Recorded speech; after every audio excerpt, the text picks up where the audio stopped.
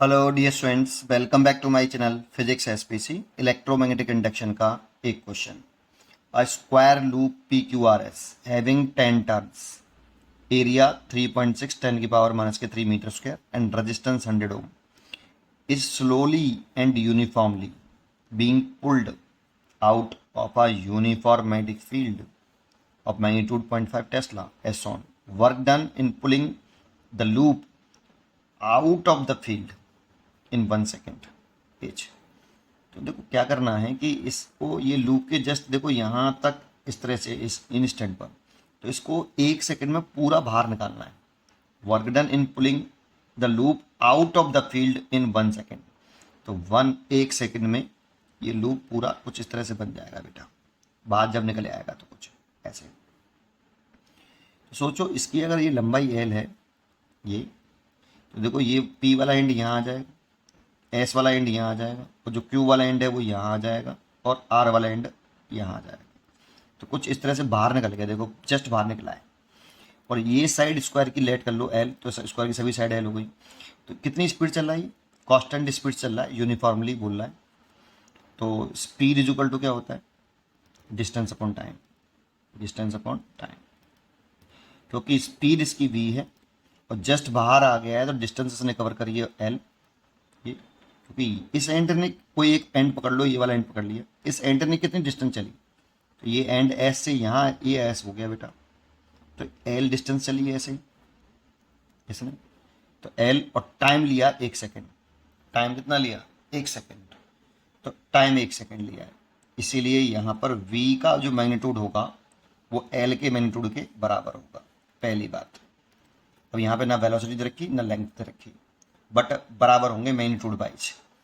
चलिए एक बात तो ये समझ में आई। दूसरी बात, यूनिफॉर्मिटी फील्ड है, ठीक है, उसकी वैल्यू रखिए 0.5 टेस्ला। और बर्डन पूछ रहा है, तो क्या करें तो किसी बीच में कोई, इन दोनों के बीच में कोई इंटरमीडिएट स्टेट ले लेते हैं। जैसे ऐसे समझ लो, ऐसे इन दोनों के बीच में एक इंटरमीडिएट स्टेट ले ली मैंने ऐसे, ठीक है। और ये चल रहा है कांस्टेंट वेलोसिटी से, और ये एंड क्यू था, ये एंड आर था, ये पी है और ये एस है। तो समझो इसमें जब ये चलेगा तो मोशनल नेट ईएमएफ निकालना है। नेट ईएमएफ कितना है?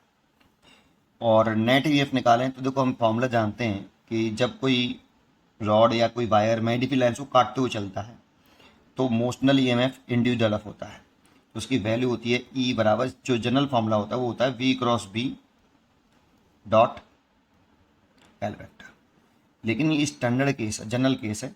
इसमें एक सब केस होता है स्टैंडर्ड इजी वाला। क्या? तीनों अगर म्यूचुअली परपेंडिकुलर हो, ऐसे वेलोसिटी मैग्नेटिक फील्ड अगर तीनों म्यूचुअली परपेंडिकुलर हो, तो इस वाले केस में ये उसको सॉल्व करते हैं तो इजी आ जाता है, ऐसे हो जाता है वी बी एल।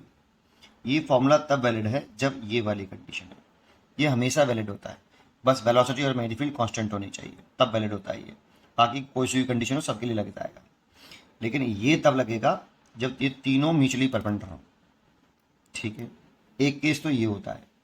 एक केस और होता है कि अगर तीनों में से कोई भी दो पैरेलल हुए, वेलोसिटी मैग्नेटिक फील्ड लेंथ, आपस में कोई से भी दो पैरेलल होते हैं, तो आप ये यहीं से निकालें दोनों, डायरेक्टली याद होना चाहिए, तो इंडिविजुअल जीरो होता है, ठीक है। तो इसमें एक बात, तो इस वाले लंबाई, इसकी जो लंबाई पी क्यू की, वो वेलोसिटी की कैसी है? पैरेलल है।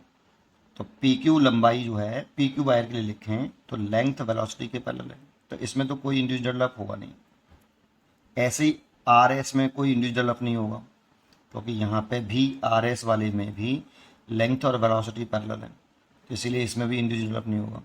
क्योंकि ये मैग्नेटिक फील्ड से बाहर आ गया है, क्योंकि मैग्नेटिक फील्ड यहीं तक है बस केवल। देखो ये जैसे ही जस्ट नैनो सेकंड भी बाहर आ जाएगा इससे चलते ही, तो इंडिविजुअल जीरो हो जाएगा। थोड़ा सा भी बाहर आया तो बार जीरो हो जाएगा, जस्ट वहाँ पे खड़ा है बेटा एंड।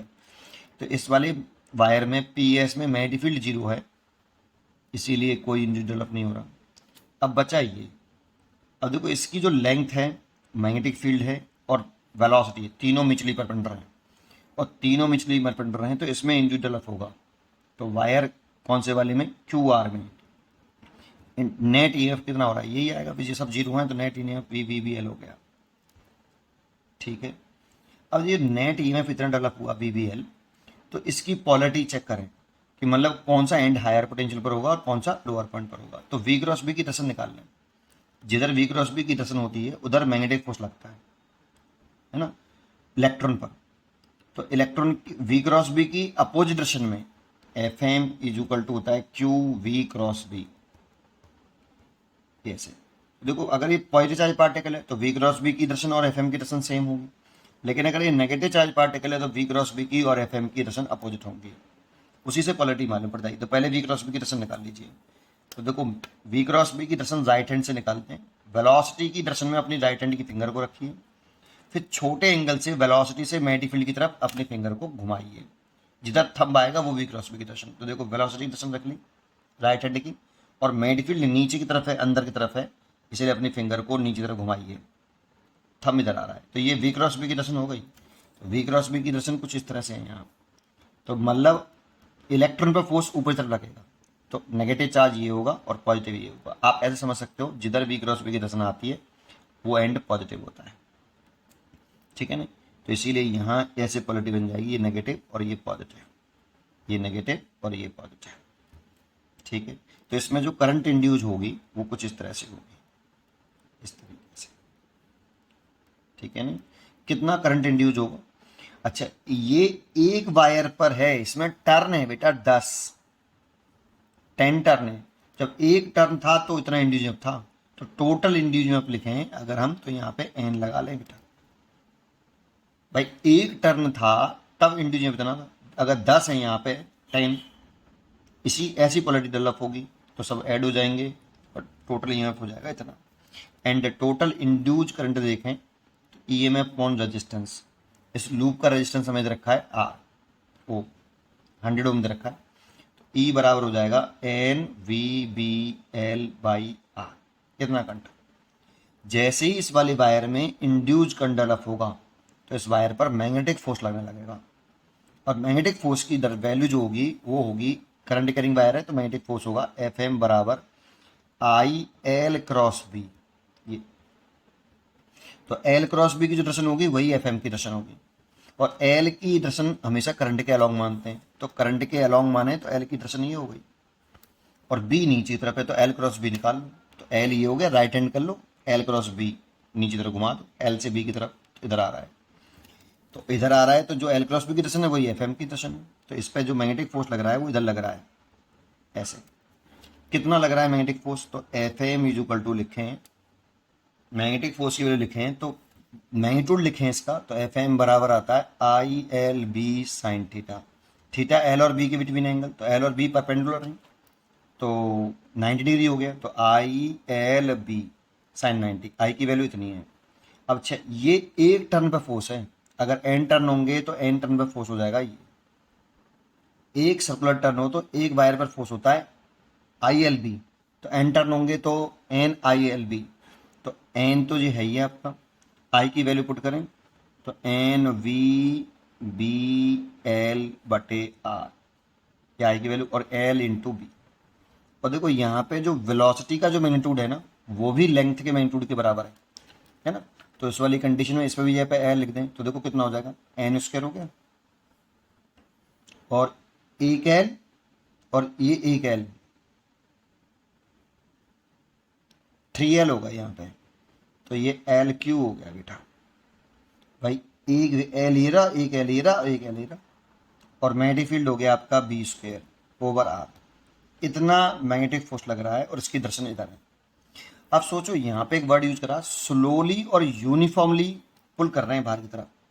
तो स्लोली और यूनिफॉर्मली पुल कर रहे हैं, तो अगर कांस्टेंट वेलोसिटी से निकाल रहे हो, कांस्टेंट स्पीड से निकाल रहे हो, तो एक्सेलरेशन जीरो होगा, और एक्सेलरेशन जीरो होगा तो नेट फोर्स जीरो होगा, और नेट फोर्स जीरो होगा तो इसका मतलब मैं जो इधर की तरफ एक्सटर्नल फोर्स लगा रहा हूँ उसकी वैल्यू जस्ट इक्वल टू होगी किसके, मैग्नेटिक फोर्स के मैग्नीट्यूड में, है ना। तभी तो नेट फोर्स जीरो होगा।